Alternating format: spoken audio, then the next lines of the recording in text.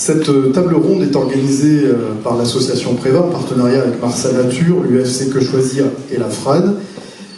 Une table ronde pour un sujet qui ne tourne pas bien rond.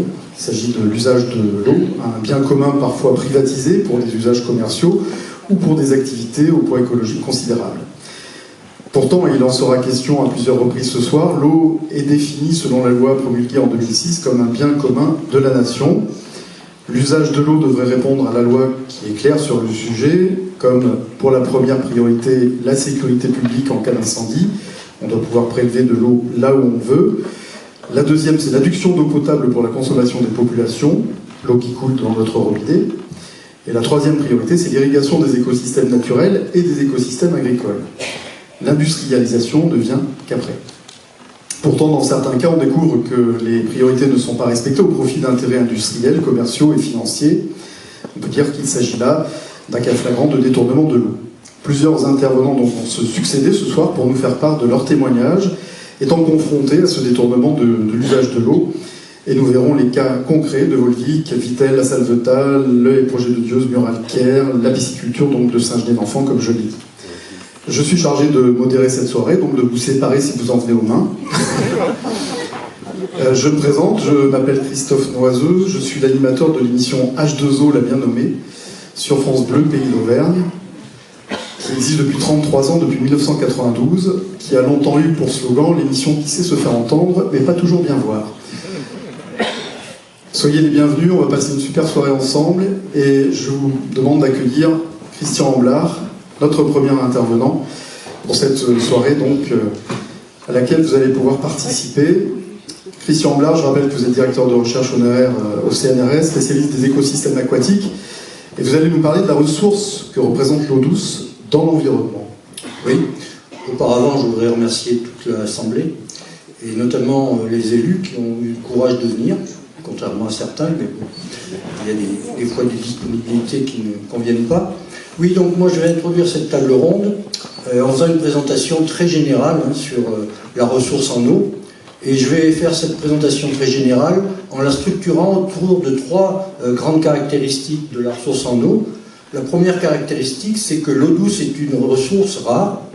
La deuxième, c'est que l'eau douce est très inégalement répartie, à la fois dans l'espace et dans le temps. Et la troisième, c'est que malheureusement, l'eau douce est de plus en plus polluée.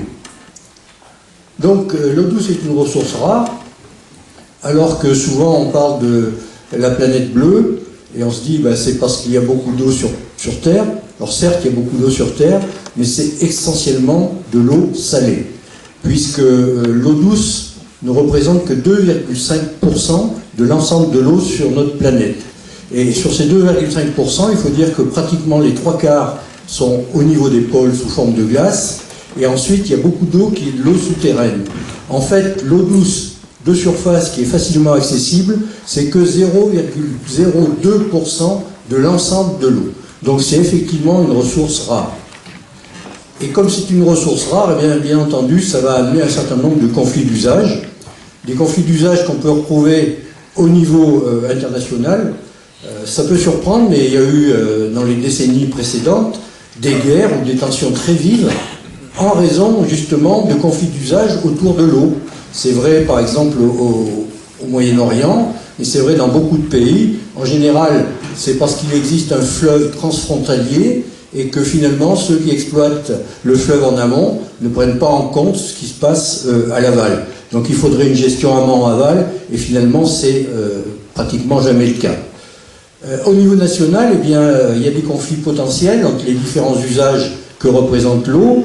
Alors ça a été rappelé assez souvent, mais les différents usages prépondérants de l'eau douce, c'est l'usage domestique, c'est de l'ordre de 12%. Ensuite, c'est l'usage agricole, c'est de l'ordre de 48% en moyenne sur l'année, mais ça monte à 70% lorsqu'on parle de la période estivale.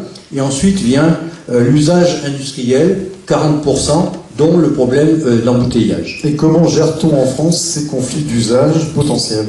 Eh bien, normalement, on peut arriver à les résoudre en respectant la loi, parce qu'on a la chance en France d'avoir une loi, la loi de 2006, qui qualifie l'eau, comme ça a été déjà évoqué, comme l'eau comme un bien commun de la nation, et qui précise quelles sont les priorités d'usage. Ça a été évoqué également. La première priorité d'usage de l'eau, c'est la sécurité civile. La deuxième, c'est la réduction d'eau potable. Et ensuite, c'est l'alimentation des milieux naturels et des milieux agricoles. Ensuite, dans le texte, on parle de l'usage industriel et donc de l'embouteillage, mais ça ne vient qu'après ces trois premières priorités. Et un exemple très présent dans notre secteur de ce conflit d'usage, eh bien, c'est la Société des eaux de Volvic, malheureusement, qui ne respecte pas ses priorités d'usage, puisque les bassins, les ruisseaux sont pratiquement à sec, et pendant ce temps-là, eh bien, l'eau part dans des bouteilles plastiques, dans des camions, pour aller à des milliers de kilomètres d'ici, dans des pays d'ailleurs qui ne manquent pas d'eau en plus. Donc on voit bien que là, il y a quelque chose qui ne fonctionne pas. Ensuite, la deuxième grande caractéristique, c'est l'eau douce qui est très inégalement répartie dans l'espace. Alors, elle est très mal répartie, enfin, elle est très répartie de façon très inégale, à la fois au niveau planétaire et puis on pourra en parler au niveau régional. Au niveau international, il faut savoir que 10 pays sur les 195 qui sont définis, eh bien 10 pays concentrent 60% des réserves en eau. Et à l'autre bout de l'échelle, bien entendu, ben, vous avez des pays qui sont très déficitaires en ressources en eau, c'est bien entendu l'Afrique du Nord, l'Afrique subsaharienne, et puis également le Moyen-Orient. Au niveau de l'Auvergne, eh bien, sachez que l'Auvergne est plutôt dans une bonne situation pour ce qui concerne l'eau douce, mais il y a quand même une répartition, notamment au niveau des précipitations, qui est très différente, puisque en Limagne, par exemple, on est de l'ordre de 500 mm d'eau de précipitation par an, alors que si on va dans le Sancy ou dans le Cantal, on peut dépasser les 2000 mm d'eau, notamment cette année où on est plus près des 3000 que des 2000 mm d'eau. Donc vous voyez qu'il y a effectivement un point important de ce point de vue-là, c'est-à-dire une différenciation entre ce qui se passe en Limagne et puis ce qui se passe au niveau des montagnes du Cantal et du Sancy. Et alors quand on parle de l'Auvergne, on parle souvent on pourra y revenir, on parle souvent d'un château d'eau. En fait, l'image qui serait la plus représentative, ce serait plutôt celle d'un parapluie où l'eau ruisselle plus qu'elle ne s'infiltre. Alors justement, quelle est la répartition saisonnière des précipitations et quel est l'impact du changement climatique? Alors, dans le temps, bien entendu, vous avez une répartition saisonnière qui a toujours existé. Il y a toujours en général moins de pluviométrie l'été qu'aux autres saisons, mais l'impact du changement climatique, il est très fort et très notable, c'est-à-dire qu'il exerce, il augmente cette différence selon les saisons. C'est-à-dire qu'il va encore moins pleuvoir en été, ça va être des baisses de l'ordre de 20 à 30%, et par contre, vous aurez une augmentation des précipitations aux autres saisons, notamment en automne, et là, notamment aussi assez souvent sous des formes violentes. Donc on a assez d'exemples récents pour voir que ça conduit évidemment à des inondations qui peuvent être effectivement très graves. Alors, bien entendu, cette répartition peut aussi conduire à des conflits d'usage, et ces conflits d'usage, notamment en période estivale, sont surtout liés aux problèmes d'irrigation donc en agriculture. Alors, il a été proposé par un certain nombre notamment de syndicats, de faire ce qu'on appelle des bassines ou des méga-bassines pour répondre à ce problème de répartition saisonnière très différente, très inégale. En fait, personnellement, je pense que faire des bassines, c'est pas une solution à long terme et durable. Je sais évidemment très bien que l'agriculture a besoin d'eau, mais l'eau, il faut la garder dans les sols et pas dans des bassines. Parce que dans les bassines, on perd en quantité par évaporation et on perd sa qualité par augmentation de la température. Donc il faut garder l'eau le plus longtemps dans notre territoire, il faut la garder dans les sols. Et pour cela, évidemment, ce qu'il faut, c'est essayer de réduire le ruissellement et essayer d'augmenter l'infiltration. Ça veut dire qu'il faut changer un certain nombre de pratiques agricoles, et ça veut dire également qu'il faut changer l'aménagement du territoire. Il faut plus végétaliser et il faut désimperméabiliser. Et puis il y a la pollution. Et puis il y a la pollution. Alors, ce que je vous disais en introduction, c'est que malheureusement, l'eau douce est de plus en plus polluée. Et ça m'embête de le dire, mais elle est polluée essentiellement par les intrants de l'agriculture. C'est-à-dire par les engrais, par les pesticides, plus ponctuellement par des rejets industriels. Là, on pourrait parler des PFAS, ce qu'on appelle les polluants éternels. Et puis également, il peut y avoir des pollutions plus domestiques. Mais vous savez, et vous avez peut-être entendu la radio aujourd'hui, il y a des rapports qui sont très inquiétants de ce point de vue-là. Des rapports qui nous disent, par exemple, l'ANSES a fait un rapport en 2023 qui rappelle qu'un tiers de l'eau potable en France est contaminée. Elle est contaminée notamment par un résidu de pesticides qui est interdit depuis 2020. C'est le chlorothalonil, bon, peu importe son nom. Et puis donc ce matin, on a appris qu'il y avait eu un rapport interministériel. C'était pas des méchants gauchistes, hein. Il y avait le ministère de l'Agriculture, le ministère de l'Écologie et le ministère du Développement, je crois, qui ont fait un rapport qui n'a pas été mis en public, qui ont fait un rapport pour le mois de juin de cette année, et qui rapporte que la situation est juste catastrophique.